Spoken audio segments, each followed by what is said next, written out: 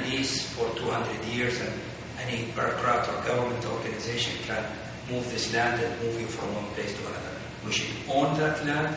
We should it should be owned by a public company. This public company owned by the local Sudanese, the Sudanese businessman, the Saudi businessman. And as a private businessman, is this something that appeals to you, or do you think the Saudi government should be? No government.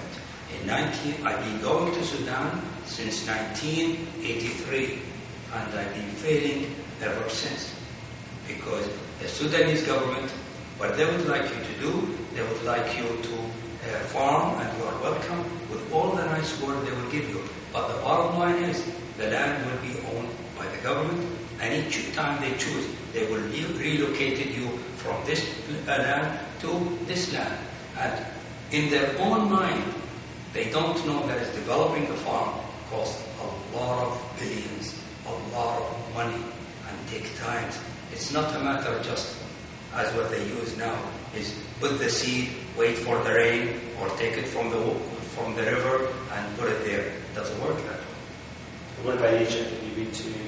We went. I've been going to Egypt for the last 10 to 12 years. Egypt is a little bit different story, but it's the same result. Egypt, they said, we will sell you the land for £50 an acre. But we will not give you the title for it. You have to prove to us you have developed it. Then, this is the dilemma for it. If you develop it, then there is some areas not developed, they will not give you. And it's even worse.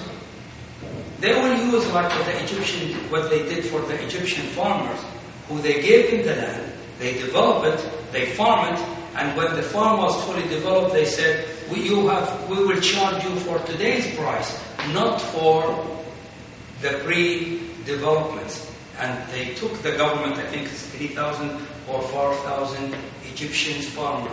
They took the government, and finally they settled the price should be double what they agreed on. So what are your options as a business in terms of developing wheat? The Saudis have many options to them. I hope we will succeed either Sudan or Egypt. Unfortunately, Sudan is not a very good country for wheat because it's too hot. I think we should restrict it ourselves. Sudan should be for the forage, for all the dairies we have in Saudi Arabia, and we should go to Egypt for the wheat because it's a little bit cooler. Now, Ethiopia is another option.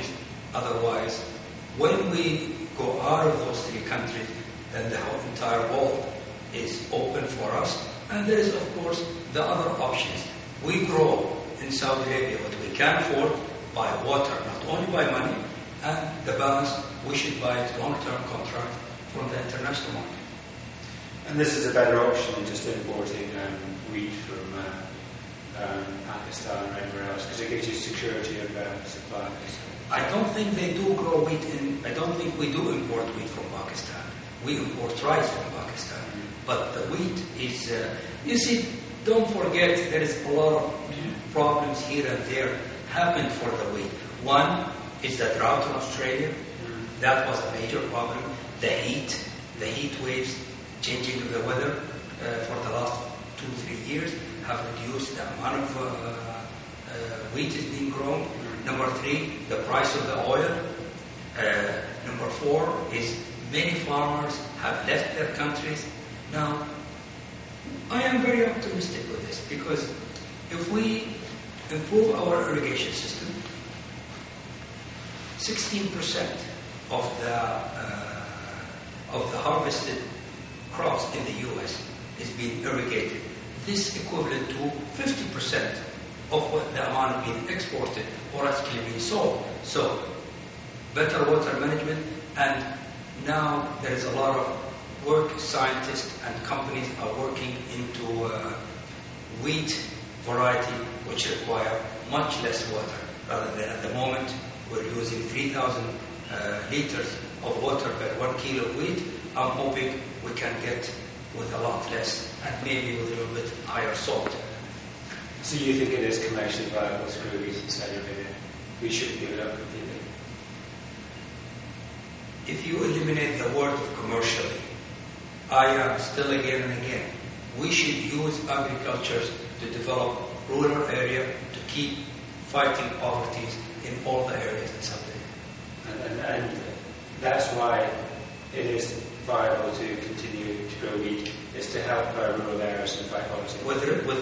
With big restrictions, is we should grow wheat only to the equal amount of water we have.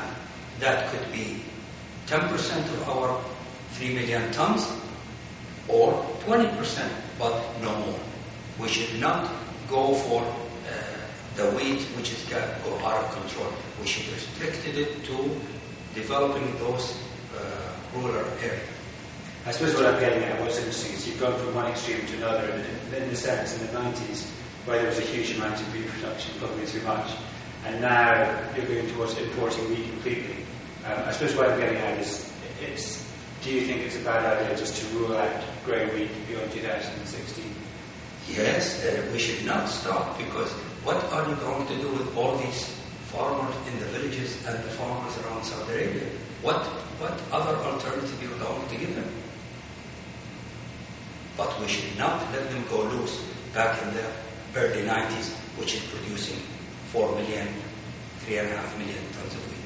We should be restricted only to the amount of water.